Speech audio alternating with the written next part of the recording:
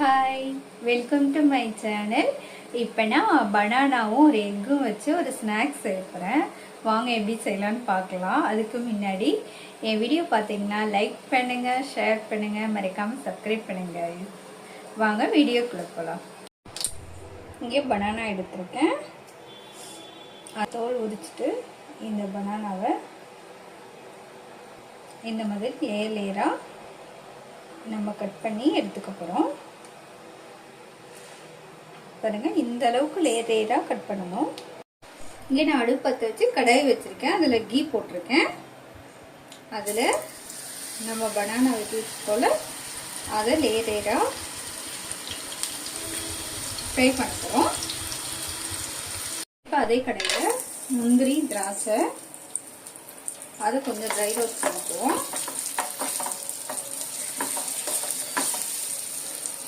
அது கூடயே தேங்காய் ஆட் பண்ணிப்போம்.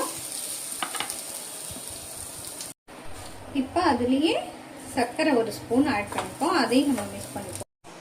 இங்கே பவுலில் நான் மைதா எடுத்திருக்கேன். தேவையான அளவு ஏலக்காய், கொஞ்சமாக கலருக்கு மஞ்சத்தூள், அப்புறம் ஒரு ஸ்பூன் சர்க்கரை. அது மிக்ஸ் பண்ணிவிட்டு அது கூடயே ஒரு எக்கு, அப்புறம் தேவையான அளவு பால், இதை நல்லா பீட் பண்ணிக்கணும். பாருங்க, இந்த அளவுக்கு மிக்ஸ் பண்ணி எடுத்துக்கணும். அவ்வளோதான்.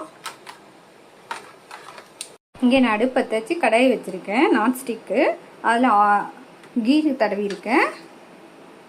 இப்போ அதில் நீரை ஊற்றி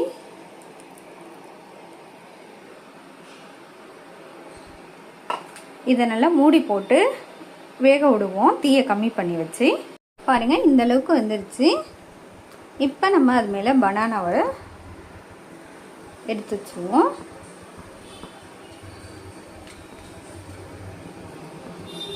இந்த மாதிரி பனானா அடுக்கிட்டு அதில் இதை அப்படியே தூவிடு. நம்ம வணக்கி வச்சுக்கோல தேங்காவெலாம் அதை அப்படியே தூவி.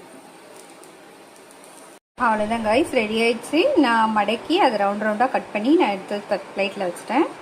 நீங்களும் இதே மாதிரி ட்ரை பண்ணி பாருங்கள். ட்ரை பண்ணி பார்த்துட்டு எனக்கு லைக் பண்ணுங்கள், ஷேர் பண்ணுங்கள். தேங்க்யூ கைஸ், பாய்.